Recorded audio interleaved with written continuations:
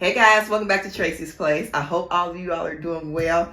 I'm doing real good today because it is my husband's birthday and I'm so thankful for his birthday coming around again and him being blessed to see another year. So I am making a special treat for him. He loves my chocolate cake, but, and I probably shouldn't be doing this on his birthday, but y'all, we're making a box cake with a hack to it. We're using this Duncan Hines Devil's Food chocolate cake mix, and we're going to see if he can tell a big difference or if he likes this hack of a cake better than what I usually make for him. And then y'all also going to be clued in on something else because he's going to do a live taste test later on today, y'all, when he comes home. So I'm going to make the cake and I'm going to get everything together. We're going to come back. I'm going to let him taste it on camera and everything. So don't go away. But if you all are a little nervous about baking from scratch or whatever, do not hesitate to make something really good from a box. And it'll be semi-homemade because you're going to add some things to it to make it your own. I have been baking for over 26 years, about 27 years now. And I have used from scratch, from box, I've used semi-homemade, and y'all, people cannot tell. People cannot tell. People, they swear up and down that they can tell, but when they taste my cakes, they're like, oh, girl, that's so good, and, blah, blah. So, y'all, don't be fooled. Don't be fooled. Sometimes there's just certain things that you have to do to a box. So, it's okay. If it ain't broke, don't fix it. Sometimes down in the comment, and I noticed other YouTube bakers say this too, and I've said it in my videos, but OG bakers, stop shaming folks. It's okay if they cannot bake from scratch right away. They may start baking from scratch later or not at all. Some women and men too are busy and they might just bake twice a year and they don't have time to be making trial and error cakes trying to get to the best one to get something good on the table for Thanksgiving dessert, Christmas dessert, or their child's, or whatever birthday. So if they make something from box, it's okay. Because sometimes people bake things from scratch and it don't even taste good. I know a lot of you all have witnessed that. Auntie so-and-so then told it about her pound cake and this and that, and it's dry. And sometimes it could come out flavorless. You could overbeat it and it gets tough, or gluten forms and all these things. So people are sometimes nervous or either just busy and they just want to get something good on the table. All right, so if that's your case, that's okay. Like I said, OG bakers, don't do that. Don't shame folk. All right, but come on, we're going to make this cake and we're going to see what my husband says about it later. Okay, first we are going to turn our oven to 350 degrees Fahrenheit. That's the first step. And please, if you haven't washed your hands yet, wash your hands. Now we're going to come over here to the island and I'm going to show you what you need and how much of the ingredients that you need and what to do next. So we have 1 box of Duncan Hines Devil Food Cake Mix, 4 room temperature eggs, a 1/2 cup of flour, a 1/2 cup of sugar, 1/4 cup of Jello pudding mix, 1 tablespoon of baking cocoa, and that's back there, 1 cup of buttermilk, room temperature, 1 stick of butter, melted, and I use salted. You can do unsalted if you want, but I like salted butter. 1/3 cup of coffee, and you want that warm to hot, but not boiling. I'll say that, okay? 1 teaspoon of vanilla, and if you don't have pure vanilla, y'all, it's okay. You can use a good imitation vanilla. Who has one? McCormick has a good imitation. Baker's has a good imitation. And even Kroger's brand is pretty good. So don't think it's going to ruin your cake if you use an imitation. It's okay if you don't have pure. 1/4 cup of vegetable oil. And we have 1/4 teaspoon of salt, 1/8 teaspoon of baking powder, and 1/8 teaspoon of cinnamon, y'all. Cinnamon. So the cinnamon, the baking cocoa, the buttermilk, the chocolate pudding, and the butter. Y'all add something to a box cake, and the coffee. And the coffee gives it, it's going to deepen that chocolate flavor, and the cocoa also. But the buttermilk, y'all, is going to make it moist, and so will the butter. And then, of course, the oil helps too. We have 1 extra egg than the mix calls for. So we have 4 eggs instead of 3. And y'all prepare your pans. I put Pam in the bottom of mine. You can use, if you have something special that you usually make for yours, you can do that. Sometimes if you don't have like a spray or something like that, you can use shortening and then flour it. Just do a thin film of shortening all around the pans and then put flour in and shake out the excess. So you can do that. All right, so let's go ahead, and I've already melted my butter. So go ahead and melt your butter if you haven't. And after you melt your butter, you want to heat your water. And it's so simple. You do not have to, if you don't drink coffee, just go to Kroger's, or, I said Kroger's, that's what we have. But go to the grocery store and get just this little packet of instant coffee.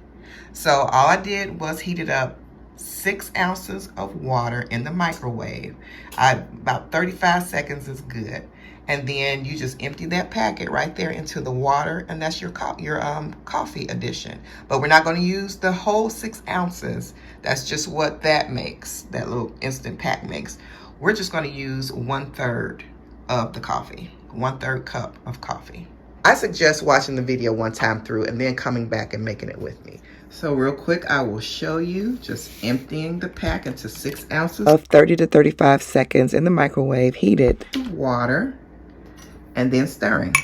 You don't have to do anything else. So there's your prepared coffee. Okay, we're going to go ahead and move the pans to the back. They're already sprayed and ready. I like to measure all of my ingredients out. It makes it go much faster. You don't get as confused as to what I've done and what I haven't done. So this just makes it easy also because we don't have to worry about a time frame. You don't have to worry about beating the sugar for 3 minutes and then separating the dry ingredients from the wet and all that. With this box cake mix, y'all, it's dump and go. It's dump and go. I'm using my KitchenAid stand mixer, and I'm just gonna dump this cake mix into my bowl. Into my bowl, like so. And let me scoop this over just a little bit. I want to make sure y'all see everything. Okay, what I haven't done is separated my eggs, so I'll do that in a little bit. But what I'm going to do now is add the pudding. Like I said, there's no particular order either.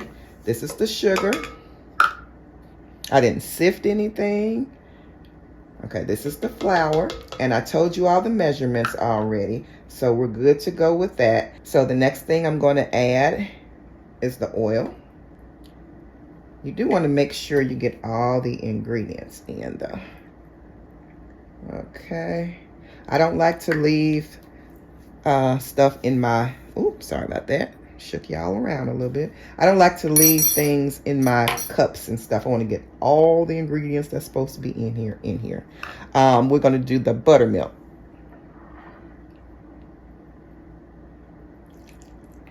There's the buttermilk. That was 1 cup. Let's get it all out as much as possible. I'm going to go ahead and crack my eggs over here to the side. Hold on. Okay, so I've cracked my eggs in the bowl. They all look good. I am going to add those last. Okay, I am going to add those last because I want to do one at a time.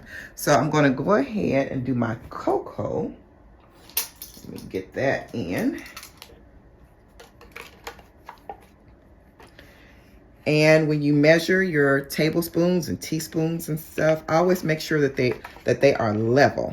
Always make sure that they're level so you're getting the right measurement. And you may say, Tracie, I don't have those baker spoons. It's okay. Just use a tablespoon. Just make sure it's level, just like this one.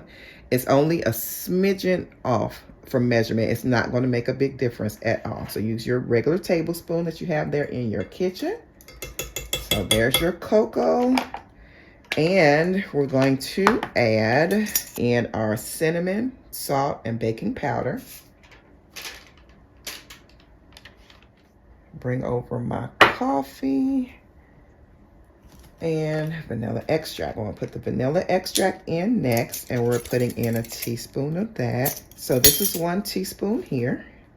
And like I said, if you do not have a baker's teaspoon, these little baker sets, just use a regular teaspoon. So we're gonna put that in. We're gonna add in our 1 stick of butter.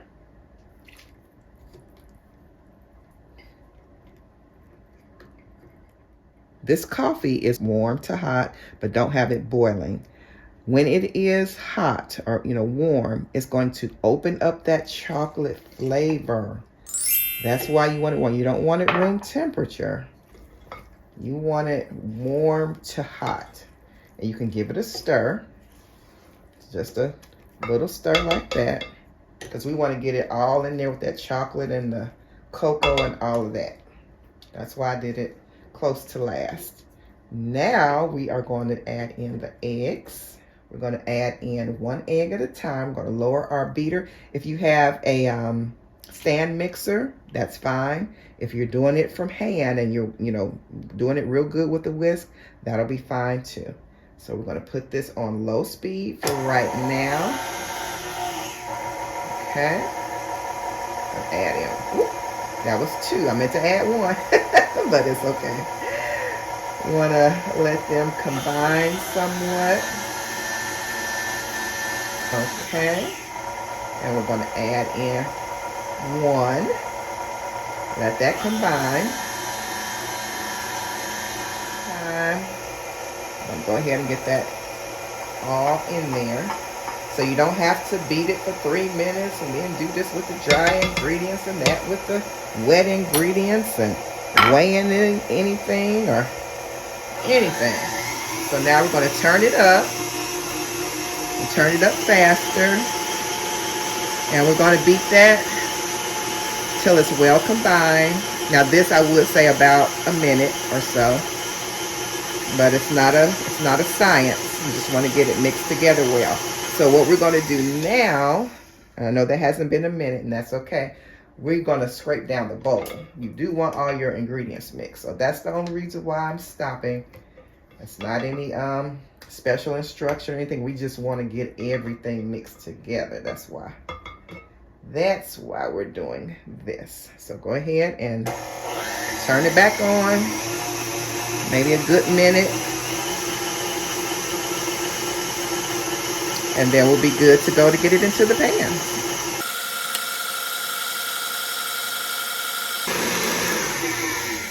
Okay. That looks so good. That looks so good.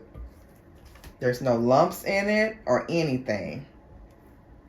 So you do want to stir from the bottom just to make sure you have everything up from the bottom and that there will be no streaks in your cakes and lumps and bumps from things that were not mixed from the bottom. So just make sure that everything is good to go, and it looks like everything is fine.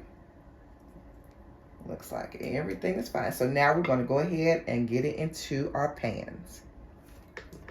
Okay, so we've gotten everything scraped down. And we're going to get it added to our pans.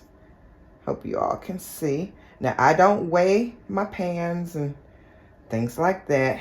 I never have. I do not have a scale for baking. All of my 27 or so years, I just have not. Okay, yeah, I might not be able to see that, but I'm just eyeing it. Just eyeing it to see if it's level. And if you want to step back after you add a certain amount, you can do that and just kind of, eye it. And you might need a little bit more on this one. So you just do it like that. And then when you're done, you can shake them, shake them level and see if you need to add some batter from one pan to the next. It's that simple. Okay, sit that there. And we're just gonna get all of that off of the spatula. Ooh, that smells so good, y'all. That cocoa and the batter is already chocolatey smelling. But that cocoa and then the pudding mix. Oh my goodness. Okay. Like I said, I like to get every drip drop. I guess I'll put that in there. So what we're going to do now is just kind of do like that. Just kind of level it out. That way you're going to see. That looks pretty level to me. Okay, this one needs just a tad bit. And what you want to do, if you have to add from one to the other, do not dip down to the bottom of this pan because that will scrape up your non-stick coating. So you want to take it off the top. Just take it off the top and just add a little more in there.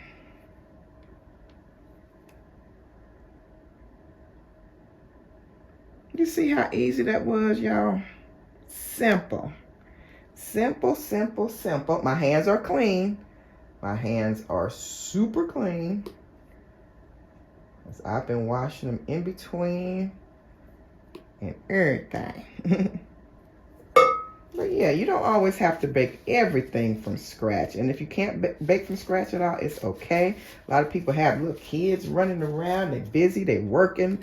A lot of people have a job and a business on the side, and they don't have time to be, you know, measuring and beating for 5 minutes and doing this and doing that. See how easy that was? Simple. So we're going to get this into a 350-degree preheated oven right now.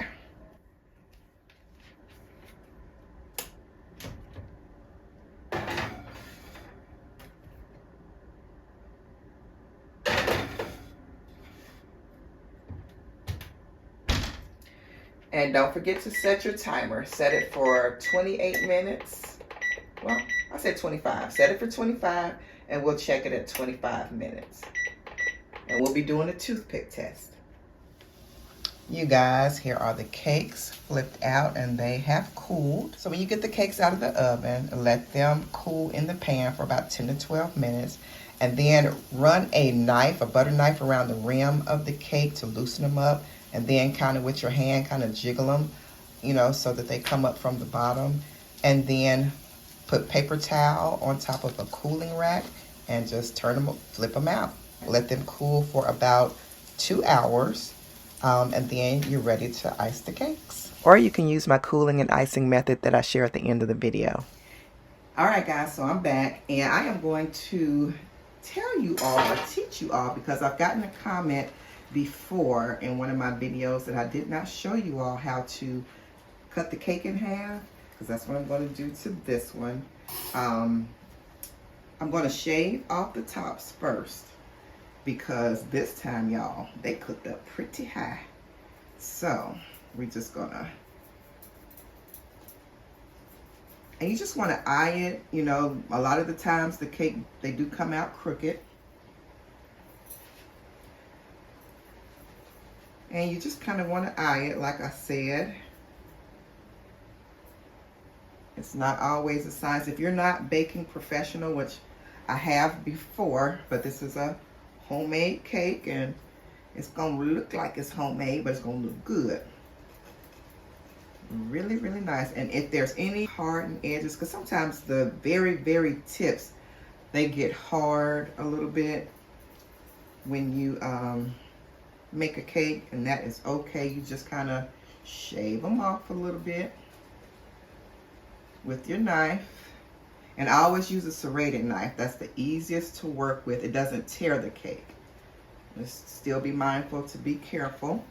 And so I'm just gonna get this side a little bit more, make it level with the other side. That's all you do, is just go right across. I'm hoping you can see it anyway. You're just going across like that, okay? And then we're going to get the other one. Let me make sure y'all in view. Hold on. So this side is a little lower. This side is higher. So I'm going to go in on the low end. And I am going to, and you go a little bit deeper, or you keep the same height so that the same amount is taken off of the cake. So that looks pretty good actually right there. And you don't want to shave off too much, but somebody will always eat the scraps, I'm sure.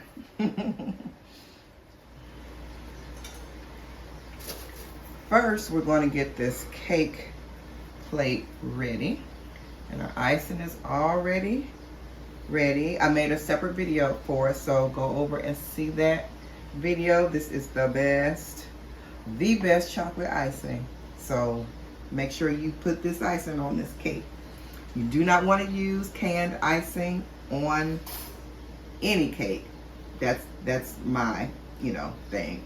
I know I scream about you can do the semi-homemade or from box or whatever, and you can use a can, but if you use a homemade icing, if you put a homemade icing on a box cake, a lot of the times people won't know it's a box cake. So that's just one tip. But anyway, we are going to cut this in half, and all you do is put the cake on its side, take a serrated knife and go right down the middle. And if you all can hear something cooking and sizzling and stuff, I got some lasagna going on the stove. So I'm browning the ground beef and I'm putting vegetables in it, so you can hear the vegetables sauteing over there. Getting this cake ready, and his dinner when he comes home from work, he have a nice surprise. Okay. What you do is you take the half, you see the top part of the cake, you're going to flip that and put it just like that. Okay, that way we're going to do a little just coating of icing in the middle. That way the icing flavors the cake, because this is like a raw open side, it's almost like porous. So you're going to put the icing there. I learned this when I went to school to make cakes, and so I learned it from a professional baker.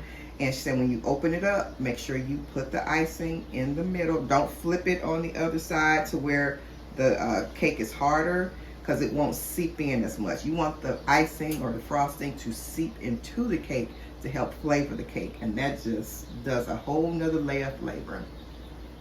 And you guys, we got this good old icing right here that I just made. I'm gonna put just a little and just kind of smush it and move it, smush it and move it.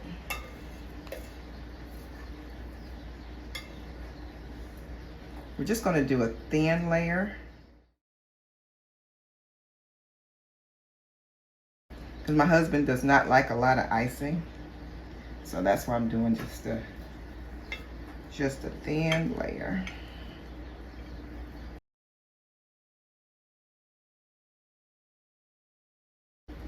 And it's nice, you can just turn this cake plate like this. Okay. So we're going to go ahead and see, this is the inside of the cake. And if it's uneven, you want to make sure, if it's low on one side, don't put the low layer of the top one, on the low end. If it's low on this side, put the high end of this cake on that side. Okay. So we want the lowest end over there.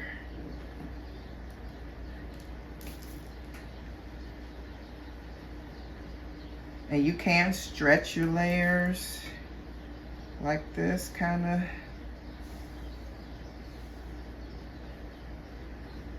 You know what I did forget to do, you all? I forgot to put the little wax strips around here so the icing wouldn't get on the plate. But it's okay. It is okay. We're going to do another thin layer.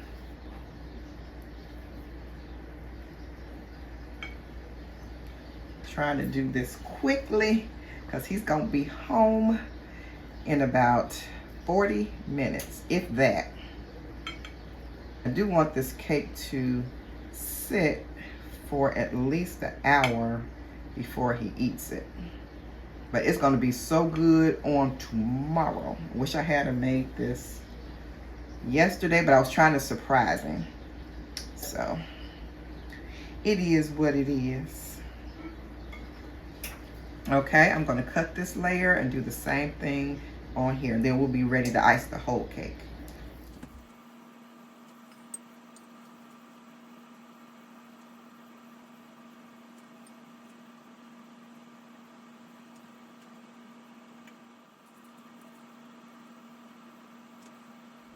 Okay, and you can pat it down and kind of mold it a little bit.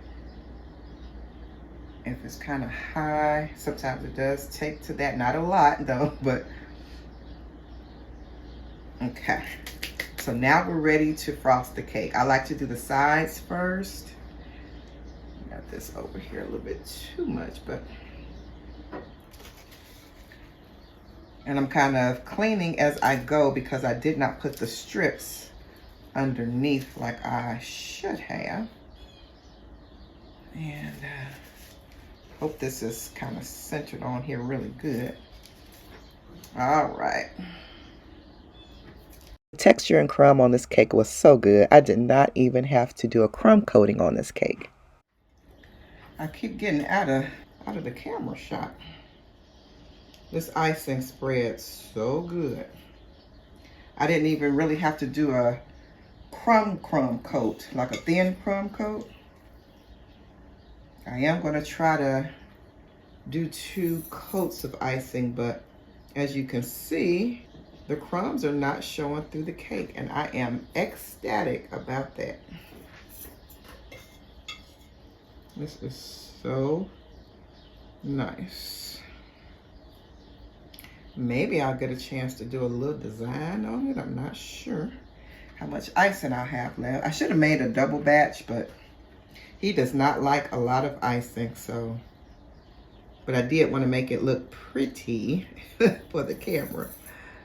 Going in for the second coat around the side. So now I'm going to do the top.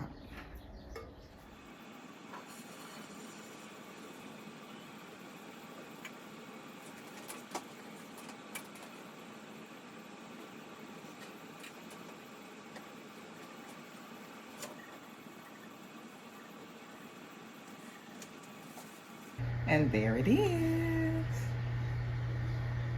So I'm not finished with it, but I have to finish the lasagna. I'll be back.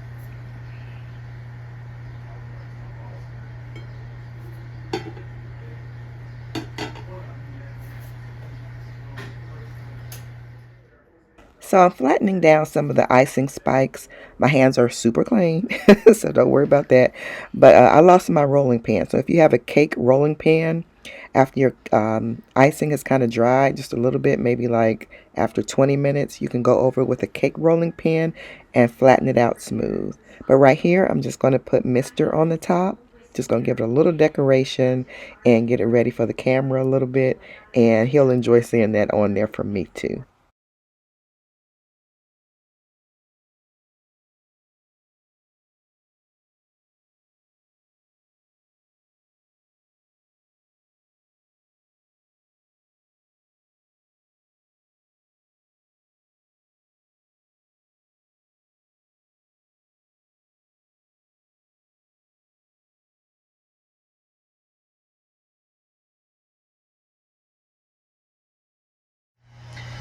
All right, so I did a simple little design for the camera and for him. Put his name on it that I call him. And just something simple. And there's our chocolate cake. And I will bring you all along for the taste test. As you can see, it's rustic. It's not super smooth, but it's just a rustic design. And it is going to be so good. You guys, here is the lasagna. It came out really good, so this is just a sneak peek. Thank you. You're welcome. That's nice. Chocolate on chocolate. My favorite. I'm just about to dig into his lasagna. This is his favorite. the favorite dish. And Miss Ma'am is cutting her some cake. I made a eggless cake yesterday, eggless yellow cake, so she's getting into that, and I'm gonna get a piece later. So I'm going in for the cut. It's cutting very smooth. Very smooth. Let me get a napkin. Always clean your knife off so you get a clean cut.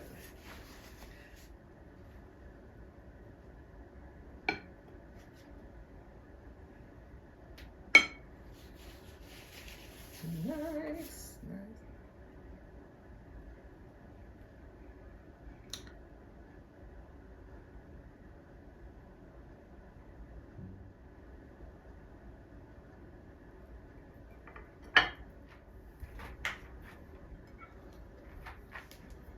You gonna get in with him?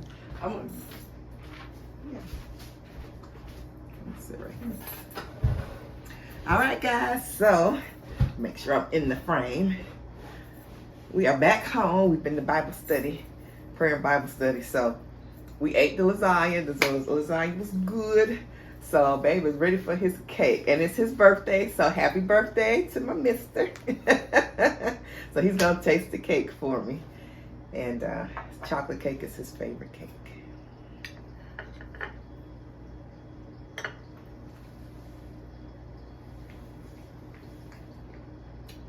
What's up? Good. Good. All right. Good. Yes. You're going in. Good. I'm glad you like it. I'm glad you like it. Good. Does anything stand out to you? Good cake. Good cake. Is it any? Because he likes my chocolate cake. So, is this? Does it taste any different to you? Sorry, I haven't had it in so long. He told me I don't bake it enough for him, but can you? So it's just still real good. It's good. Yeah. But can you tell it's a little different? Anything a little different? He just liked the cake. Oh man. It's good, bro. Good. Is it any more moister or deeper chocolate flavor? Good, man. I know, but I mean just different. I wanted the cake that I usually make for you. I just want to see is it any different from that. The icing is a little sweet, just anything. Is it? It's just good cake. It's just good cake. Yeah. Okay, well I'm gonna take it. I'm hoping that it tastes even better than the one I usually make him, because he loves the one I usually make him. And the one that I usually make for him, and he loves it, is the Duncan Hines Devil's Food Cake. And the difference is, I always tell you all, you can make it from a box, and it can taste a world of difference. It's my icing, the icing that I put on it. So some of my cakes I make from scratch. Some of them are semi-homemade, and some of them are from box. And he loves when I make the Duncan Hines from box, and he's tasted many other chocolate cakes in his life, and he loves that cake. And so it's the icing. The icing makes a difference for a box cake. And like I told you all, the way that I ice them too, when you turn the inside of the cake up and the icing is on the inside of the cake, and especially if it sits for 24 hours, oh my goodness. So what I usually do is I bake the cake one day, and this is the secret. This is a secret tip from a professional baker, and I learned it from a professional baker that taught me at a baking school. You bake the cake one day, and then you let the cake sit overnight. Let them dry out some. They're not gonna be bone dry or anything like that, but they're gonna dry out. And then you ice them on the second day, and then serve the day after that. So you serve it 48 hours after it's cooked. That whole 24 hours when it sits with the icing on it, it's soaking up the flavor from the icing into that cake, and it just gives it a different flavor. So try it, see how you all like it. Always though, I know I tell people don't be a snob about not making things from homemade and stuff like that, but I really do encourage you to make a homemade icing because that does make a big difference with a cake. It could help a cake and it could also, hurt a cake. So a good homemade icing is so good. And this one is not sweet. This icing is not sweet. Could you see that? Yeah, I can tell that. See, that's... I almost ate all of it, but still, it's just, I can't get that last little bit. He is not an icing fan at all. But it's not a sweet icing at all. And I made it not sweet on purpose because I know he does not like sweet icing. So y'all make the icing. The icing is real good, and the cake is very good. And I know it's going to be even better the next day. Even though I made it out of turn for what I usually make it, I made it and iced it and was eating it on the first day.